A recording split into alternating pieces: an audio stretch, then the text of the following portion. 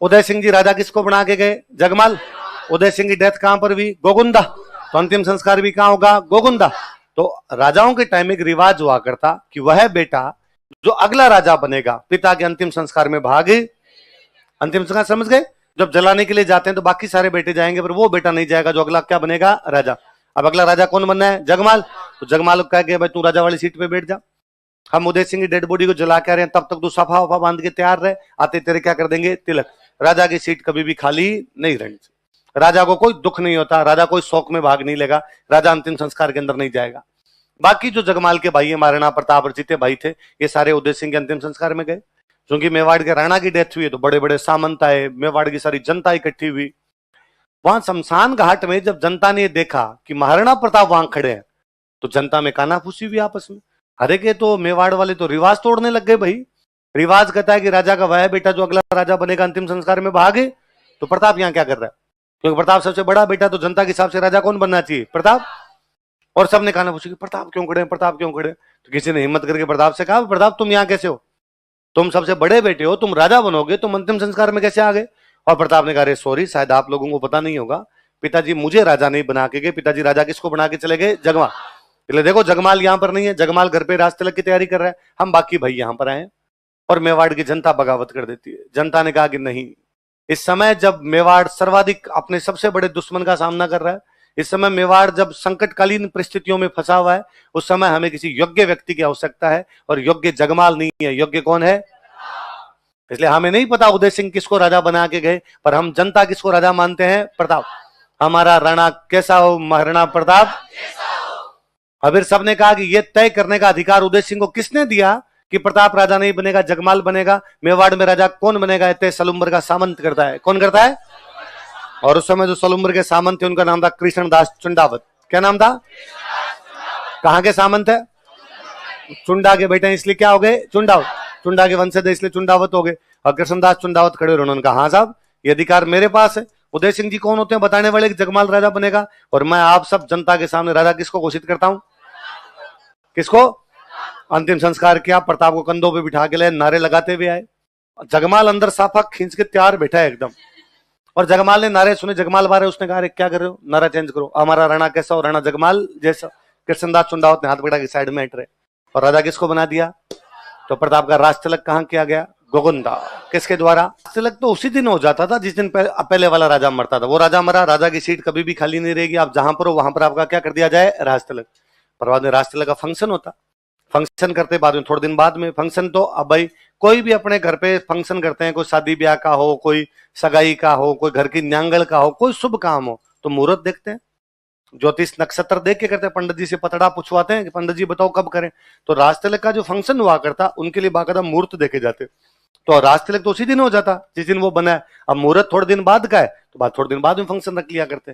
Function रखेंगे तो रिश्तेदारों को बुलाएंगे, तो उसमें रिश्तेदारों को भी बुलाते। अच्छा राज तिलक तो वहां पर हो जाता जहां राजा मरा है, जहां बैठा है अगला बेटा वहां पर हो जाएगा। पर फंक्शन हमेशा राजधानी में करते। कहां करते? मेवाड़ वालों की राजधानी चित्तौड़गढ़, पर चित्तौड़गढ़ पे कब्जा किसने कर रखा है? अकबर। तो अब कहां करें? तो संकटकालीन राजधानी कौन सी? कुंभलगढ़। तो प्रताप का राज तिलक समारोह कहां मनाया गया? कहां मनाया गया? इस बात को आप यूं समझ लो कि आपके आरएस का रिजल्ट आएगा, रात के 2 बजे रिजल्ट आया, आप अपने रूम के अंदर बैठे हैं और आपको पता चला कि मेरी रैंक आ गई 8वीं। आप आरएस तो बन गए, रूम में उस कुर्सी पे बैठे बैठे बन गए। उसके बाद घर वालों ने फोन किया कि मंगलवार को घर आ जाना, बालाजी की सवामणी है, तेरे बुआजीर सब और आएंगे। तो तुम्हारा फंक्शन कब हो रहा है? मंगलवार। राज तिलक तुम्हारा उसी दिन हो गया, शुक्रवार को। राज तिलक समारोह कब होगा? पल्ले पड़ गई बात। एक जनरल एटिकेट सामान्य शिष्टाचार भी कहता है कि आस पड़ोस में जब भी कोई राजा बनता तो बाकी उसके पड़ोसी उसको बधाई भेजेंगे। मोदी जी प्रधानमंत्री बनते हैं तो चीन, पाकिस्तान, रूस, आसपास के जो भी देश है मोदी जी क्या भेजते हैं? अभी इंग्लैंड में प्रधानमंत्री चेंज हुआ तो मोदी जी ने उनको क्या भेजी है? बधाई। तो अकबर ने प्रताप को बधाई भेजी, अपना एक दूत भेजा, दूत का नाम क्या है? जलाल खान कोर्ची। कोर्ची बड़ा सा गुलदस्ता लेके आया प्रताप के लिए और आका भाई प्रताप अकबर की तरफ से आपको हृदय के अनंतिम गहराइयों से गहरी शुभकामनाएं। और अकबर ने यह भी कहा है कि आपके पिताजी ने तो अकबर से लड़ाई की थी, आपका क्या प्लान है? अकबर ने कहा, प्रताप ने कहा सेम। कैसे का? वही पापा बड़ा, पापा ने तो लड़ाई की थी। हाँ समझ गए ना तुम कितने इंटेलिजेंट हो जलाल खान कोर्ची। कुल मिला के प्रताप ने संधि के किसी भी प्रस्ताव को मानने से क्या कर दिया? कोर्ची यार कोर्चिन का नहीं भाई, उसका तो एकदम विजन क्लियर है राजा बनते ही। उसने कहा अपने अकबर के खिलाफ क्या करनी है, लड़ाई, अपने अकबर से कोई संधि करनी। पर अकबर ने सोचा कि नहीं यार, राजस्थान का राजा है, क्यों ना किसी राजस्थानी को बात करने के लिए भेजा जाए। यंग लड़का राजा बना है, क्यों ना किसी यंग लड़के को बातचीत करने के लिए भेजा जाए। अकबर से आमेर वाले संधि कर चुके थे। कौन संधि कर चुके? उन दिनों आमेर का राजा था, उसका नाम था भगवंत दास। क्या नाम था? और भगवंत दास का बेटा उसका नाम है मान सिंह। क्या नाम है? और दोनों किसके दरबार में है? अकबर। राजा भगवंत दास और राजकुमार मान सिंह। और अकबर ने राजकुमार मान सिंह को कहा, राजकुमार मान सिंह आमेर गए हुए कितने दिन हो गए? कई दिन हो गए आमेर गए हुए। तो तुम एक काम करो, आमेर जाके आओ, वहां घूम के भी आ जाना, तुम्हारे आमेर कई दिन छुट्टी मनाओ, और जाते समय उदयपुर होके जाना, प्रताप से बातचीत करके जाना। मान सिंह का ठीक है। तो किसकी तरफ से बातचीत करने के लिए आया मान सिंह? कहां का राजकुमार है वो? किससे बातचीत करने के लिए आया? उदयपुर में पिछोला की पाल पर वहां डिनर का प्रोग्राम था, और कहा गया भाई वहां पर बातचीत की जाएगी। प्रताप को पता चला, प्रताप ने कहा स्वागत कीजिए भाई, राजकुमार आया है, कोई बात नहीं, बातचीत कीजिए। अच्छा, आमेर का राजकुमार बातचीत करने के लिए आया, तो अपने राजकुमार को भेज दो बातचीत करने के लिए। यही कहता है नियम। यदि अमेरिका का रक्षा मंत्री आया तो हमारा रक्षा मंत्री, चीन का विदेश मंत्री आया तो हमारा विदेश मंत्री, इंग्लैंड का वाणिज्य मंत्री आया तो हमारा वाणिज्य मंत्री, और उनका प्रधानमंत्री आया तो हमारे प्रधानमंत्री। यही नियम कहता, काउंटर पार्ट मिलेंगे। प्रोटोकॉल यही कहता है। तो क्या भाई आमेर का राजकुमार आया तो मेवाड़ का राजकुमार बातचीत कर लेगा। तो आमेर का राजकुमार कौन आया? मान सिंह। तो प्रताप ने अपने बेटे को भेजा, अमर सिंह। किसको भेजा? ये तो मान सिंह डिनर के लिए जल्दी आ गया, अमर सिंह लेट गया। होता यह है कि मेहमान लेट आता है, होस्ट होता है वो पहले आ जाता है। यहाँ पे गेस्ट पहले आ गया था, होस्ट अभी तक आई नहीं। मान सिंह ने पूछा भाई कहाँ है महाराणा प्रताप? आए नहीं। वहां जो बाकी लोग खड़े थे उनका सर आ रहे हैं बैठो। इतने महाराणा प्रताप तो आए नहीं, उनकी जगह पे कौन आया? अमर सिंह। और उसने मान सिंह को आका, और अंकल क्या समाचार है? और मान सिंह को लगा ये क्या तरीका है, महाराणा प्रताप क्यों नहीं आए? और उसने पूछा अमर सिंह से, भाई तुम्हारे पिताजी कहाँ पे? अमर सिंह और बदमाश आदमी, उसने कहा पिताजी, पिताजी का पेट दर्द हो रहा है। और मान सिंह को बड़ा गुस्सा है, मां डिनर सेट उछाल दिए वहां पे। मान सिंह ने कहा तेरा और तेरे बाप दोनों का पेट दर्द ठीक कर दूंगा मैं। लोग मेरे को मान सिंह कच्छा कहते हैं, मैं युद्ध के मैदान में आऊंगा और देख लूंगा तुम दोनों को। और वहां से पैर पीट के आगे निकला अमर सिंह और बदमाश। अमर सिंह का, अरे अंकल क्या गुस्सा करते हो, रुको यार, कहां कर दोगे वो पेट दर्द, कहां ठीक करोगे आप? मैं युद्ध करूंगा और युद्ध के मैदान में ठीक कर दूंगा तुम दोनों का पेट दर्द। और अमर सिंह ने वापस कहा, मान सिंह की बुआ की शादी हो रखी थी अकबर के साथ में, तो उसने कहा वो युद्ध के मैदान में आओ तो अकेले मत आना, फूफा जी को साथ लेके आना। मान सिंह देख लूंगा मैं, तुम्हें बता दूंगा, ये कर दूंगा वो कर दूंगा।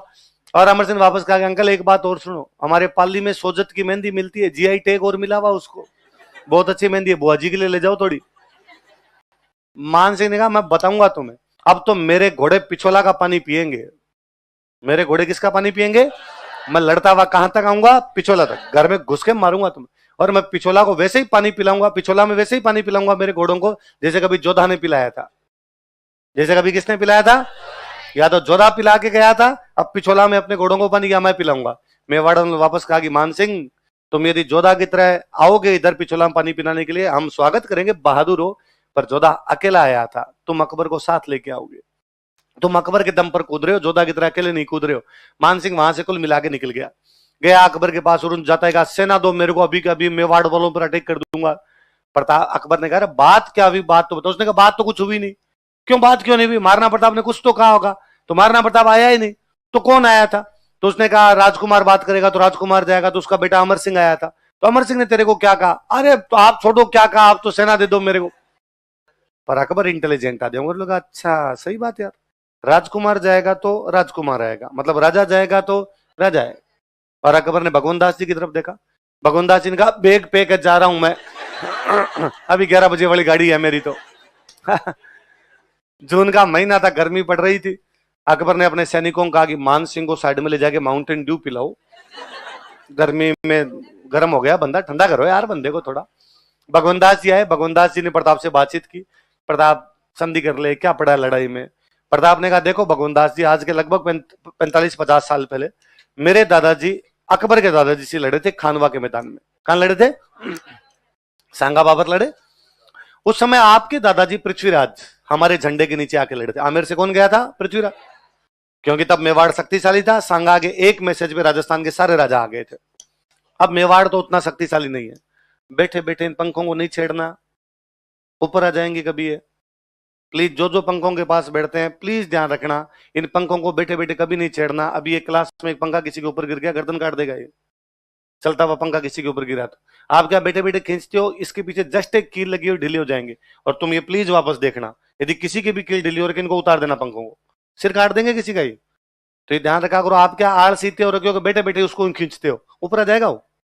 और वो उस टाइम ऊपर नहीं आएगा, तुम जो पढ़ रहे होगा अचानक गिरेगा आगे। उस टाइम आता तो आदमी को दिखेगा ये आ रहा है तो रोके, सीधा गिरेगा, गर्दन काट देगा भाई साहब। तो ध्यान रखना, फालतू में देश के काम आ जाओगे, पंखे के काम आ जाओगे।